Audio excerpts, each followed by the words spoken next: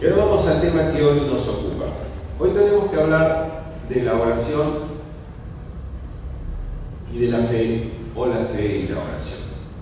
Podríamos decir, sin temor a equivocarnos, que la fe es la confianza y la oración es un pensamiento. Nosotros podríamos dar esta definición simple y profunda y entenderíamos un montón de cuestiones a partir de esta definición. La fe como la confianza y la oración como el pensamiento. Y vamos a ver cómo debemos combinar en algún punto estos dos conceptos y a partir de esta combinación van a ver lo que podemos conseguir desde la mismísima fe y desde la mismísima oración. Estaríamos muy complacidos, de verdad que estaríamos muy complacidos nosotros hoy si consiguiéramos instalar a la fe como un elemento de transformación íntima.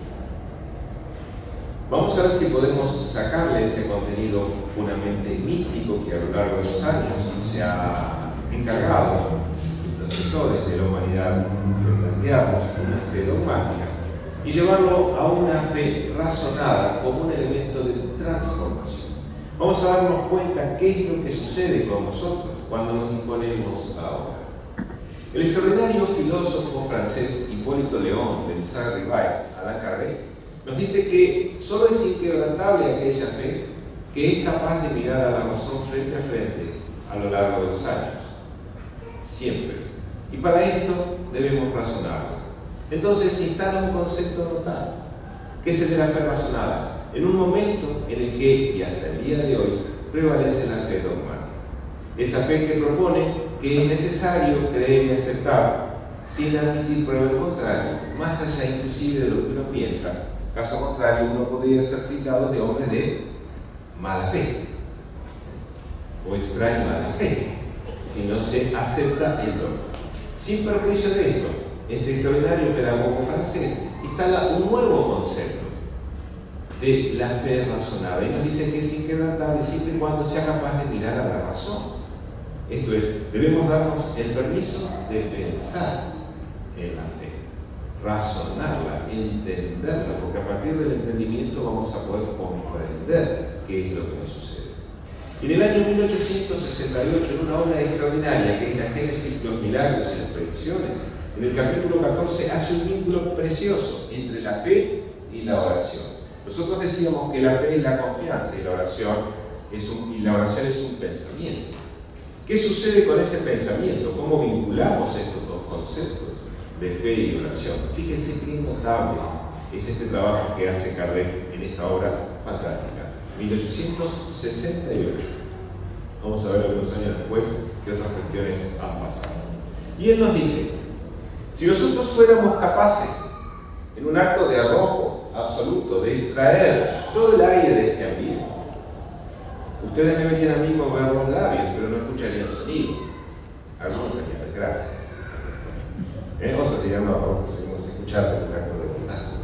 Bien, no vamos a hacer esto, quédense tranquilos, el aire no lo podemos sacar y estará siempre. Pero si pudiéramos sacar el aire, no escucharíamos el sonido, porque el sonido necesita del aire para transmitirse.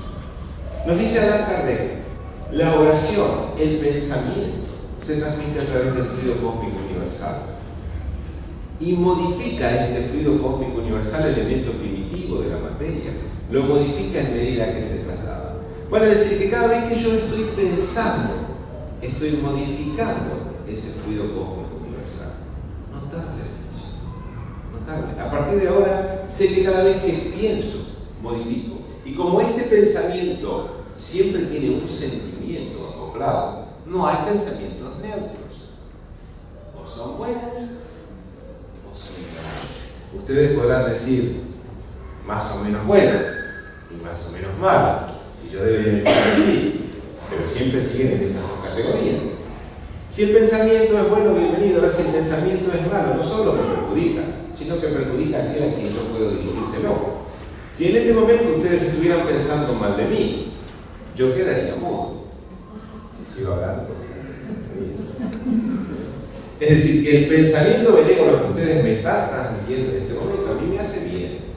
Pero en este mismo momento ustedes están transmitiendo con ese pensamiento el fluido cósmico universal y sus vibraciones. Este pensamiento noble que ustedes emiten, a mí me está llegando favorablemente. Y les confieso que me siento muy complacido. De verdad. así lo siento.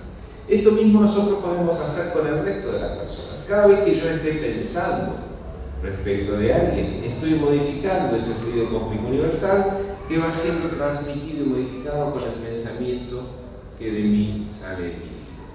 De manera que, a partir de ahora, cuando yo esté pensando algo de alguien, debemos tener plena conciencia que está haciendo el efecto en esa persona o en eso que yo estoy sintiendo. ¿Por qué? Porque si la persona, ¿por qué tengo que reparar en esto? Digo, porque si la persona está bien y yo estoy pensando bien, potenciamos ese bienestar. Ahora, si la persona no se encuentra bien y yo además no estoy pensando bien de esa persona, lo que estoy potenciando es su malestar. ¿Y hasta cuánto puedo potenciar su malestar? Al punto de enfermarlo. Ustedes podrán decir si esa persona no tiene elementos para protegerse. Yo debo decirles que sí, más no siempre. Más puedo enfermar mucho a una persona con mi pensamiento. De verdad que mucho. Razón por la cual, a partir de ahora, nos vemos obligados a evaluar cómo estamos pensando, cómo estamos sintiendo, porque nunca existirá, en función de esta modificación del fluido cósmico universal, nunca existirá un pensamiento neutro, un pensamiento sin sentimiento. Cada vez que estemos pensando, estamos sintiendo. ¿Se viene entendiendo? Bien. Este punto es tan trascendente, el punto de la oración y la fe, que hace algunos años atrás se hizo una investigación en el país del norte, y como siempre que pasa en el país del norte, en los Estados Unidos se investigaron, el mundo lo conoce. Algunas cosas son realmente buenas y otras podrían ser mejoradas. Pero aquellas que son buenas, entre aquellas que son buenas, podemos citar a estas que voy a contarles. Se hizo un estudio pormenorizado de 126.000 personas respecto a la tarea de la fe. Es decir, se les preguntaba a estas personas si tenían fe o abrazaban alguna fe religiosa. En la mayoría de los casos en los que estas personas abrazaban una fe religiosa, aquellos que seguían este concepto tenían menos tendencia al vicio, al alcohol, al cigarrillo, al sexo desviado, a las drogas. En todos esos casos, aquellas personas abrazaban una fe religiosa. Sobre 126.000 casos. Esto es notable. No es un dato menor que les estoy proporcionando. La fe religiosa o la fe cura. Si ustedes prefieren la fe religiosa como esa fe que religa al hombre a Dios, por mucha más razón cura y sana el alma. La oración cura y sana el alma. Son dos conceptos que están estrechamente o absolutamente vinculados unos con otros. Esto ya lo planteaba Jesús. Yo voy a contarles en un ratito nada más 3 casos de los tantos que se registran en la historia del cristianismo como elementos contundentes de modificación a través de la fe. Pero hacia 2000 años después de Jesús, para ser más preciso, se instala en este concepto de la oración y el pensamiento una idea de los neurofisiólogos americanos. Y ellos dicen, vamos a ver si es cierto que a través de la oración y el pensamiento nosotros podemos conseguir que la persona modifique su estado de ánimo, su conducta y la salud de su cuerpo. Neurofisiólogos absolutamente materialistas. Con el consentimiento de estas personas se hizo un mapa cerebral de ellas y luego de ese mapa cerebral, para verlos en estado normal, así como podríamos estar nosotros antes de entrar en el proceso de meditación, a estas personas se les inyecta en el torrente sanguíneo un líquido de contraste. Luego de instalado el líquido de contraste se los invita ahora a entrar en el proceso de meditación. Para sorpresa de estos neurofisiólogos, encontraron que el cuerpo y fundamentalmente el cerebro adquiría una luminosidad especial. Y un punto en el cerebro que se caracterizaba por mayor luminosidad que el resto. Lo llamaron el punto de Dios. En todos los casos en que estas personas consintieron en inyectarse este líquido de contraste y asumieron esta responsabilidad de entrar en el proceso de meditación, en todos estos casos, el punto de Dios se encendió. Y siguieron avanzando sobre esta cuestión. Y descubrieron que no solamente esa cuestión favorecía en el momento mismo de la meditación, sino que continuando después del proceso de meditación, la transformación se hacía efectiva. Descubrieron desde la ciencia más positiva que la meditación o la oración, como preferimos llamar nosotros, genera estado de salud y bienestar. No solo estos 120.000 casos, 126.000 casos indagados acerca de aquellos que tenían o no una fe y demostraban mejor tendencia a evitar los vicios, sino aquellos que recibían en forma directa como meditación la forma de vida, encendían ese punto de Dios en el cerebro y generaban ese bienestar aún después del proceso de meditación. Notable, creo yo, notable. Si seguimos avanzando, vamos a decir, hay que poner agua. Si seguimos avanzando,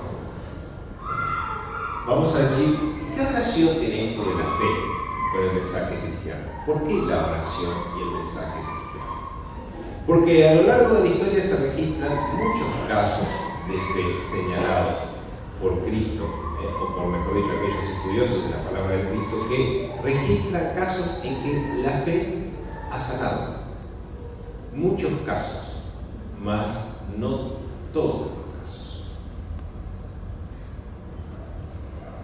Para finalizar, vamos a poner un poquito de ambiente. Para finalizar, yo les voy a contar, y voy a hacer un paralelo entre tres casos que registra la historia, en el que dos de ellos, naturalmente, la fe modificó el fuero íntimo de los seres. Y en uno de ellos no fue posible.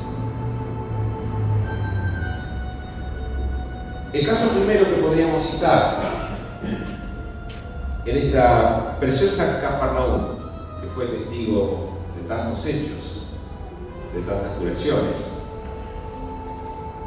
Cuando Jesús llegaba, después de alguna prédica a Cafarnaúm, era inmediatamente rodeado y seguido porque todos necesitaban algo de él.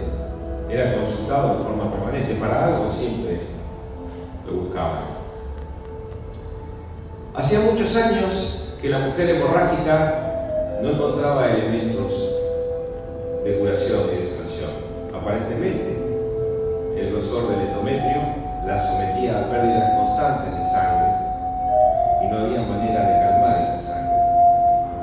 Por aquel entonces, aquellas personas y mujeres que atravesaban este proceso de sangrado constante eran consideradas impuras por la religión dominante. Imaginen la situación de esta mujer, impura de manera constante, y no había manera de curarse. Consultó todo lo que estaba a su alcance y como último recurso decidió un día visitar a este nazareno del que tanto le habían hablado y de tantas cuestiones fantásticas que se comentaban en torno de él. Iría a Cafarnaúm a verlo y le contaría su problema. Ella no paraba de sangrar y esto la transformaba en una mujer impura, independientemente de lo que estuviera sintiendo. Era impura todos los días, no cada 28 días. Y así debía vivir, con esa carga de impureza. Llegó a Cafarnaúm, esperó que se acercara, pero para su sorpresa ese día estaba rodeado, como siempre, Jesús, miles de personas. Ella sintió que sería imposible acercarse a él. Y sobre todo, porque era ese momento, era ahí o nunca sintió. Y no pudo acercarse a Jesús hasta su piel. Sin embargo, pudo tocar sus vestidos. Y en el mismo momento que tocó sus vestidos, Jesús pregunta: ¿quién ha tocado mis ropas? Maestro, cientos de personas están a tu alrededor, no podremos saber quién fue. Yo lo sabré. Porque al girar su mirada se cruzó con la mirada de la mujer hemorrágica. Me curaste, maestro. Toqué tu ropa y me curaste, no. Fue tu fe. Tu fe te ha salvado. mujer experimentó en lo íntimo esa transformación que todos experimentaban, o casi todos experimentaban al contacto con el Mesías. Luego de esta misma mujer lo acompañó al Calvario y fue quien, cuenta Divaldo Pereira Franco a través de su notable benignidad, fue la primera que secó su sangre y sus lágrimas cuando, cargando la cruz infamante, cae de rodillas lastimando su frente. Luego ella lo levantó. Él curó su sangre, luego del tiempo ella secó su sangre. Algunos años después de la muerte de Jesús, otra notable transformación íntima y señal de fe, posiblemente la más extraordinaria que el cristianismo conoce, en las puertas de Damasco. El gran predicador, aquel notable rabino Saulo de Tarso, yendo directamente a exterminar a los cristianos de entonces, cae abatido por una luz que no podía definir. Narra la historia que la luz lo tira de su caballo. Queda ciego en ese momento por 3 días. Y en lo íntimo, la voz que va a transformar toda su vida y con él todo el mundo occidental cristiano, finalmente, que le dice: Saulo, Saulo, ¿por qué me persigues? ¿Quién sois, Señor? Soy Jesús. ¿Qué quieres que haga?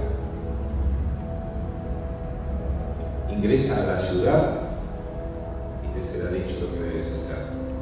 Esta notable transformación va a cambiar el mundo a partir de este mensaje. La fe mueve a Saulo de Tarso de manera tal que genera a partir de ahí el verdadero movimiento cristiano. A partir de esta transformación. Volvemos a Cafarnaúm. Por la misma época de la mujer hemorrágica, vamos a encontrar a Natanael, aquel paralítico de Cafarnaúm. Natanael ben Elías. Durante mucho tiempo postrado en una cama, con las esperanzas absolutamente derrotadas, sin manera de vencer la parálisis que lo afectaba desde hacía muchísimo tiempo. Al igual que la mujer hemorrágica, él también escuchó hablar de este Nazareno. Pidió a algunos amigos que lo llevaran en la cama porque él no podía moverse. Y cuando llegó a la casa de Simón, en donde estaba predicando, Jesús se encontró con que era imposible el acceso. Cientos de personas rodeaban la casa por fuera y por dentro. Y algunos propusieron entrarlo por el techo. Y así lo hicieron. Levantaron la cama, entraron al techo de la casa de Simón y desde el techo lo bajaron hasta Jesús. Eres Natanael ben Elías. ¿Cómo lo sabes, Rabí? Te conozco desde antes. Natanael no entendió qué le quiso decir. Y Jesús preguntó: ¿prefieres que te cure tus pecados o tu parálisis? Natanael eligió la segunda opción. Dio un salto de la cama porque quedaba curado desde aquel instante. Pero sus pecados, su modificación íntima, no fue resuelta. Natanael volvió a la vida con mujeres licenciosas, y en esas condiciones murió, víctima de la muerte. Si nosotros pretendemos ser curados, lo mejor que puede pasarnos es que la cura venga desde adentro. Pidamos toda la fuerza que esté a nuestro alcance para que seamos capaces, al igual que la mujer hemorrágica, de curarnos desde adentro. Que nuestra fe nos salve desde adentro, siendo capaces de corregir aquellas debilidades que de una forma u otra afectan nuestra alma. Muchísimas gracias.